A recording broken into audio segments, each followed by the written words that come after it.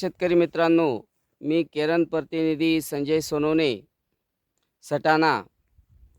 आज आपण डांगसोंदाणे येथील प्रगतिशील शेतकरी काका यांच्या मिरचीच्या प्लॉटवरती आलेलो आहोत।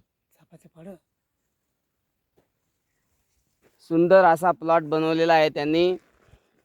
आपल्या केरन कंपनीचं बॉस रॅफिडॉन स्टिकॉन घालून दिलेला आहे मिरचीला। मिरची अशी सुंदर ग्रोथ, फुटवा जबरदस्त। काका तुमचं नाव सांगा। बाळू वसंत बागुल, मुक्काम चापापाडा। तुम्हाला काय अनुभव आला बरं?